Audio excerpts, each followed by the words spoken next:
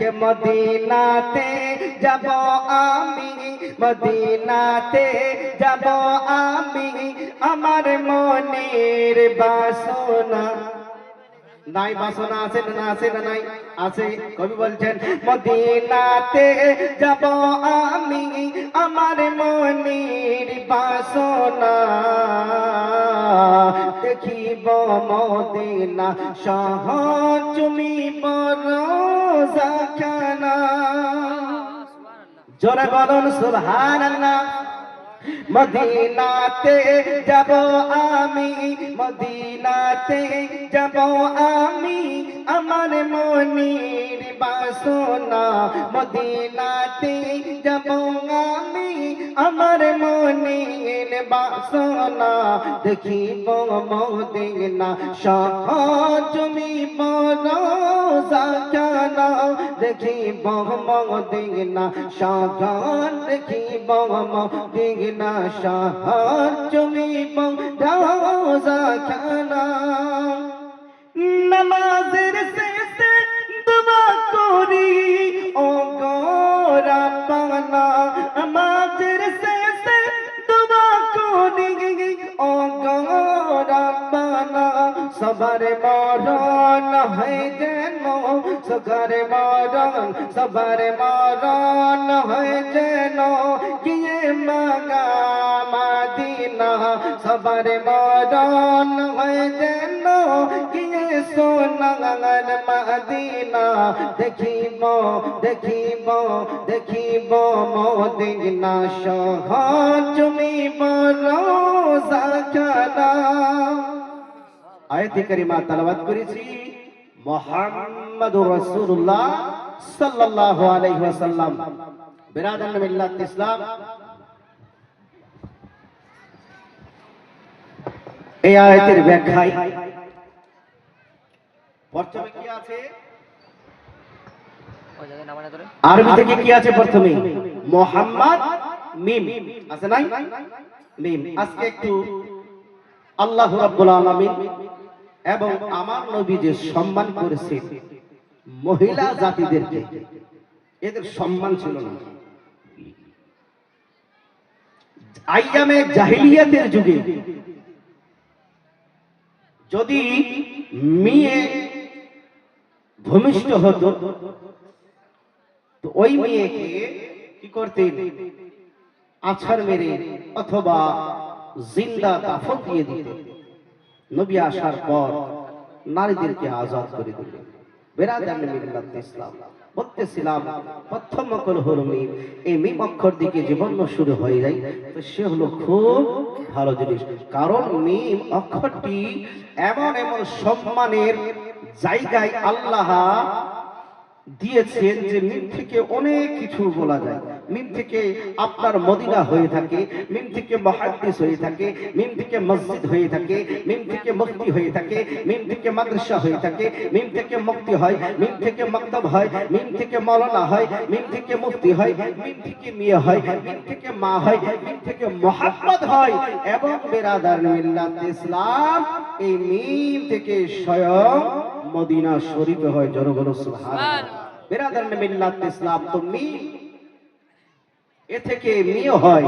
বিরাদার, আল্লাহ রাব্বুল ইজ্জত এই মেয়েদেরকে সম্মান মর্যাদা দান করেছেন। এদের সম্মান ছিল না।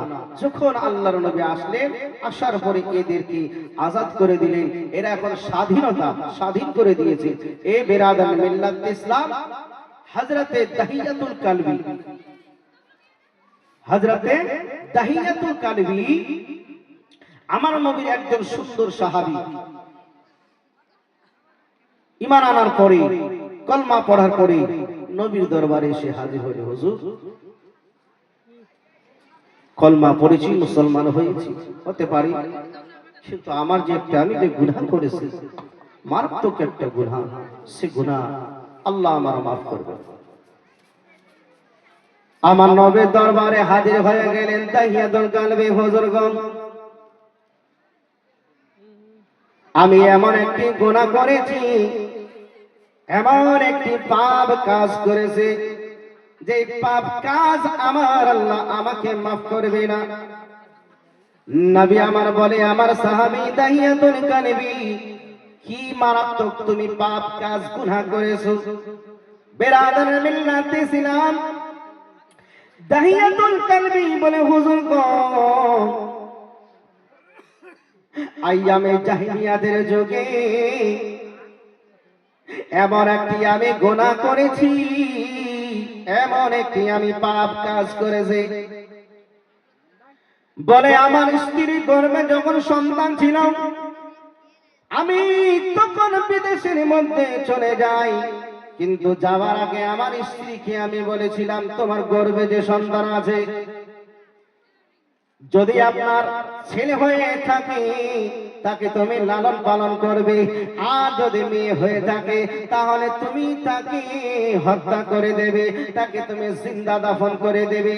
এ বেরাদার, দাহিয়াতুল কালবি অজর নজরে কেঁদে যায়, বলে, নবী গো, আল্লাহ আমার সব পাপ ক্ষমা করতে পারে, কিন্তু আমার এই গুনাহ মাফ করবে না। দাহিয়াতুল কালবি অঝর নজরে কেঁদে যায় আর বলতে থাকে, নবী, আমি বলেছিলাম আমার স্ত্রী যদি মেয়ে হয় তাহলে তুমি জিন্দা দাফন দিয়ে দিবে, কিন্তু আমি 4 বছর আসার পরে কি 5 বছর আসার পরে যখন বাড়িতে আসে, বাড়ির মধ্যে দেখি একটা সন্তান এদিকে যায় ওদিকে যায়, আমার কাছে দৌড়ায় আসে। আমি আমার স্ত্রীকে জিজ্ঞাসা করলাম, ওই আমার স্ত্রী, এইটা কোন ছেলে, এটা কোন মেয়ে, বলো বলো। বলে, আমার স্বামী গো, এটা হলো যেই গর্ভে আমার সন্তান ছিল, এটা হলো আপনারই মেয়ে।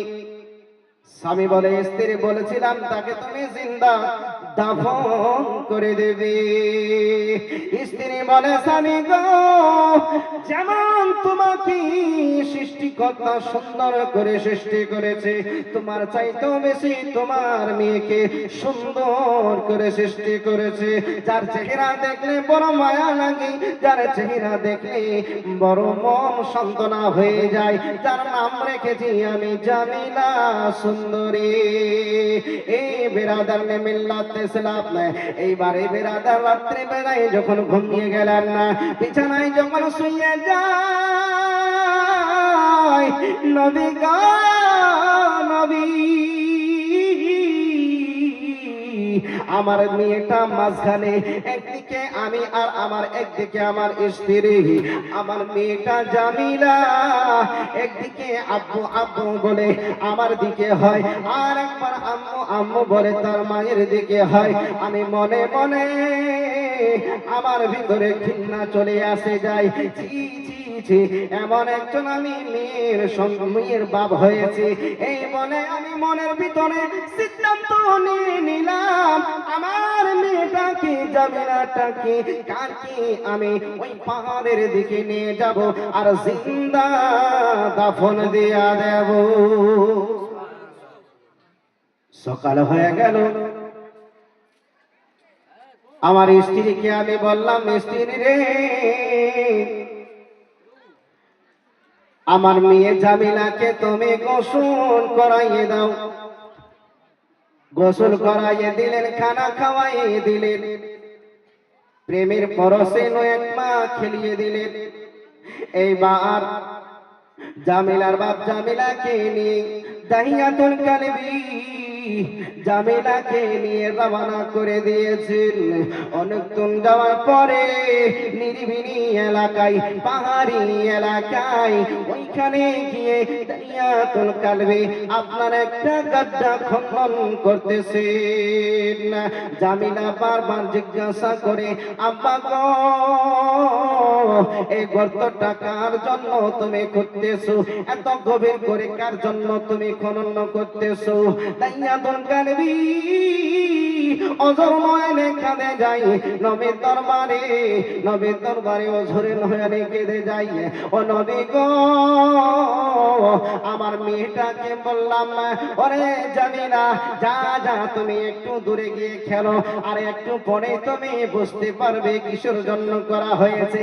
যখন গর্তখানা করতেছিলেন, ওই গর্ত খোঁড়াতে মাটির ঢেলেগুলা যখন আপনার কি বলে দাঁড়ের মধ্যে লেগে যেত, জামিলা এসে আপনার কাছে ওই দাড়ি থেকে মাটি ঢেলে গোড়া সরাইয়ে দিতে। এই ইরাদার মিল্লাত ইসলাম তাইয়াতুল কালবি বলে, হুজুর গো, যখন খনন করা হয়ে গেল, যখন গড়া ঘোরানো হয়ে গেল, আমার মেয়ে জামিলাকে আমি ডাক দিলাম, মা জামিলা আয় রে মা, আয় আমার কাছে আয়, দেখ গর্তের ভিতরে কি দেখা যায়। আমার মেয়েটা গর্তের পাশে এসে দেখি আব্বু আব্বু বলতো, আব্বু গো কই কিছু তুমি দেখা যায় না। দাহিয়াতুল কালবি ওয়াজর নজরে কাঁদে যায়, আমি আমার বিয়েটাকে জামিলাকে একটা ধাক্কা দিয়ে গর্তের ভিতরে ফেলে দে। এমন গর্ত খুঁড়েছে যে বাচ্চাটা গর্তের ভিতরে যদি পড়ে যায় উঠতে পারবে না। নবী গো, ওগো আল্লাহর নবী, ইয়া রাসূলুল্লাহ, হাবিবাল্লাহ, নবী গো, আর সঙ্গে সঙ্গে আমি মাটি দেওয়ার জন্য প্রস্তুত হয়ে গেলাম। আমার জামিলা, আমার মেয়েটা বলতো, আব্বা গো, তুমি যখন বিদেশে গিয়েছিলে আব্বা, বারবার মায়ের কাছে জিজ্ঞাসা করতাম, মা আমার আব্বা কি আসবে না, আমার আব্বাকে আমার মন বড় দেখতে চাই, এক নজর আপনাকে দেখার জন্য, আর এক নজর আব্বাজানকে দেখার জন্য। বাবা গো, তুমি যে আমার আজরাইল হয়ে আসবে এটা তো আমার জানা ছিল না। ওগো আমার আব্বা, আম্মা গো,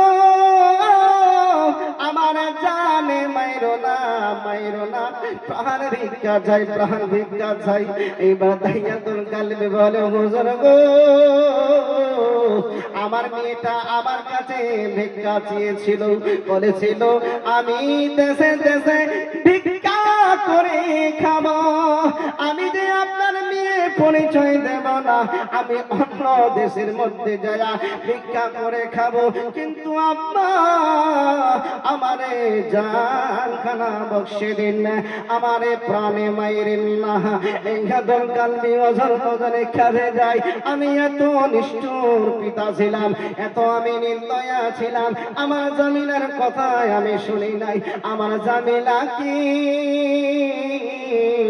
আমি ওই জায়গায় মাটি দিয়ে চলে আসি। যখন আজ পর্যন্ত, যখন কবি রাত্রি হয়ে যায়, নবী গো, কবি রাত্রে যখন আমার ঘুম আসে না, ঘুম না আসাতে যখন শেষ রাত্রিতে ঘুম আসে, স্বপ্নের মধ্যে দেখতে পাই আমার মেয়েটা বলতে থাকে, তোমার মতো নিষ্ঠুর পিতা, নির্দয় পিতা আর পৃথিবীতে কেউ হবে না। আল্লাহ নবীর দরবারে হযরতে দাহিয়াতুল কালবি অঝর নয়নে কান্দে যায়। আমার নবী সান্ত্বনা দিয়ে বলে, ওরে দাহিয়াতুল কালবি, যখন তুমি এই গুনাহ করেছিলে, যখন তুমি এই পাপ কাজ করেছিলে, সেই সময় তুমি ইসলাম কবুল করে নাই, সেই সময় তুমি মুশরিক ছিলে, সেই সময় তুমি কাফির ছিলে।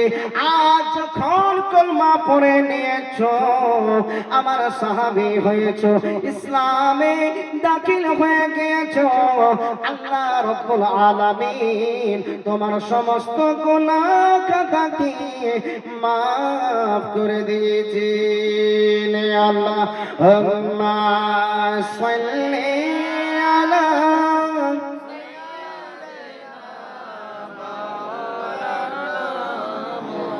মুহাম্মদ ওয়া আলা আলি সাইয়্যিদিনা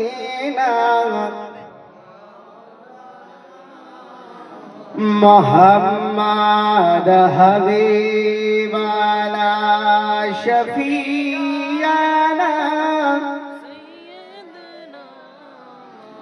মাওলানা محمد وعلى آل سيدنا মোহাম্মদ আল্লাহর নবী সাল্লাল্লাহু তাআলা আলাইহি ওয়াসাল্লাম পৃথিবীতে আসার বকে নবুয়তে যখন এলান করতে লাগলেন, এই মানে আমার নবী মুস্তাফা এলান করতে লাগলেন, তোমরা নারীদেরকে মেয়েদেরকে এইভাবে জিন্দা দাফন করতে পারবে না। ও মা বোনেরা শুনে যাও, রাতের বেলা পৃথিবীতে তোমার কোনো মান সম্মান ছিল না, তোমার কোনো ইজ্জত ছিল না। আল্লাহর নবী আসি তোমাদের মান সম্মানকে বাড়িয়ে দিয়েছে, ইসলামের মধ্যে তোমাদের দাম অনেক গুণে বেশি।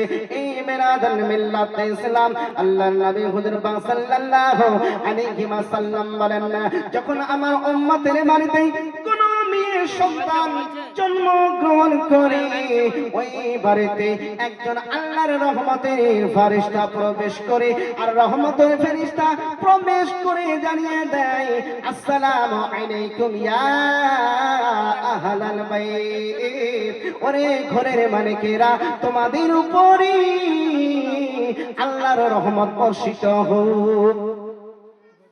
বেরাদার মিল্লাত ইসলাম নবী আমার বলেন, আমার উম্মতের বাড়িতে যদি একটা সন্তান, তিনটা সন্তান মেয়ে জন্মগ্রহণ করে ভূমিষ্ঠ হয়ে যায়, আল্লাহর ফেরেশতা, রহমতের ফেরেশতা আপনাদের বাড়িতে চলে আসে, আর ওই ফেরেশতারা বলতে থাকে, এ তো একজন নাজুক আল্লাহর বান্দা, এ তো একজন কমজোর আল্লাহর বান্দি,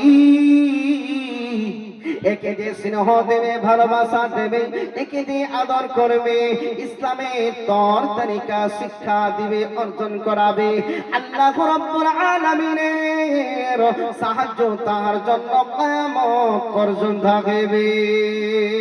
বেরাদার মিল্লাত ইসলাম হযরত মা ফাতিমা রাদিয়াল্লাহু তাআলা আনহা, আমার নবীর কলিজার টুকরা মা ফাতেমা, আমার মা ফাতেমা বলে, আমার আব্বা জান, আমার নবী যখন কোথাও যাইতেন, সফরে যাইতেন, তো শেষ বিদায়টুকু আমার কাছ থেকে নিতেন, আর সফর থেকে যখন বাড়িতে আসতেন, তো সর্বপ্রথম আমি ফাতিমা আমার সঙ্গে আগে সাক্ষাৎ করতে। নবী আমার বলে, আমার উম্মতিরা রে,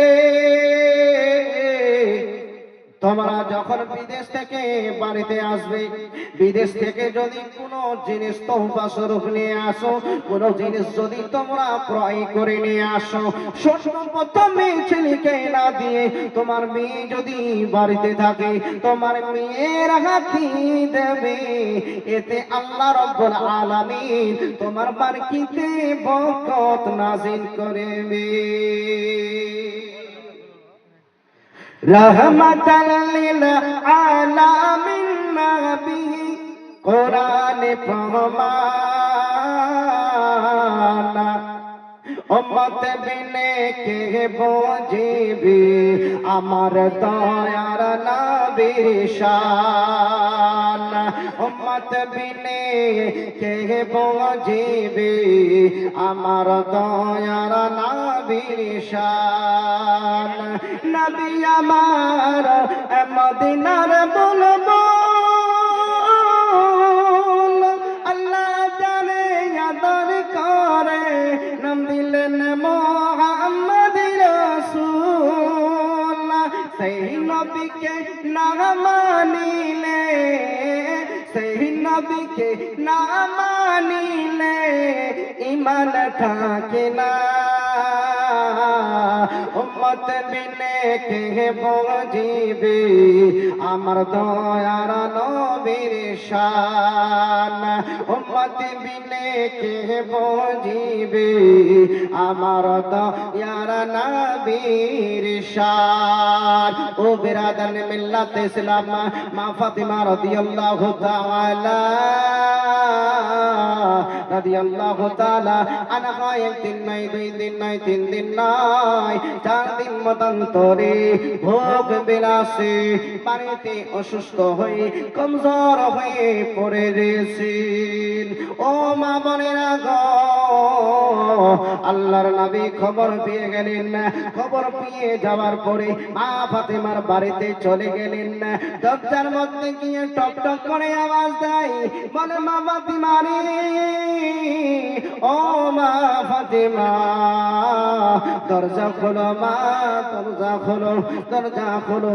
মা ফাতেমা বলে, আব্বা জান, আমার দেখির মধ্যে শুধু একখানা কাপড় রয়েছে, ওই একখানা কাপড় দিয়ে আমি কোন রকমে শরীরটাকে ঢেকে রেখেছি, কিন্তু আমার মাথা ঢাকার মতো কাপড় নেই।